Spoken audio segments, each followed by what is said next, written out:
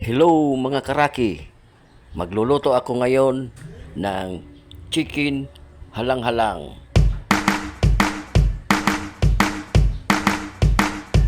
Ito mga karaki, meron na akong chicken at imamarinate natin ito. Lagyan natin ng black pepper, asin, toyo o soy sauce,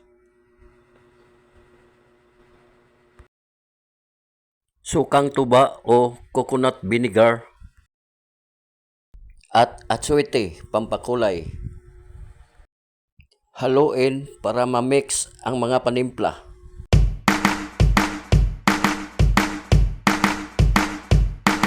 Ito ang mga ricados mga karaki. Sibuyas, bawang, luya, siling labuyo, siling espada na nakaslice na at kamatis. At haluan din namin nitong patatas, carrots at siling pula o bell pepper. Ready to cook na ito mga karaki. Magpapainit muna tayo ng mantika mga karaki. Maggisa na tayo ng bawang,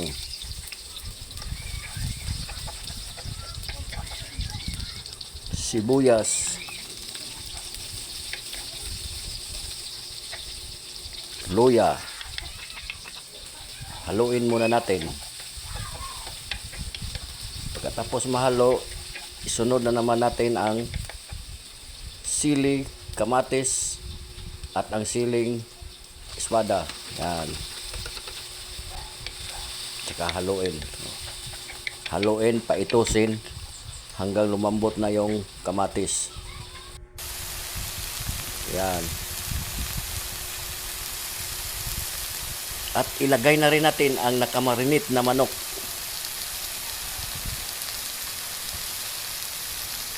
Takpan muna natin at hintayin natin na mag-evaporate na ang ating lutong chicken. Halang-halang. Ito na mga karaki. Haluin muna natin. Ayan. Wow. Lumabas na ang katas ng manok. Ayan. At saka yung mga ricados nagkatas na mga karaki. Haluin natin para masarap. Ayan. Para mahalo lahat ang mga panimpla at ang katas ng manok. Ayan mga karaki. At pagkatapos yan, takpan natin uli para maluto ang manok.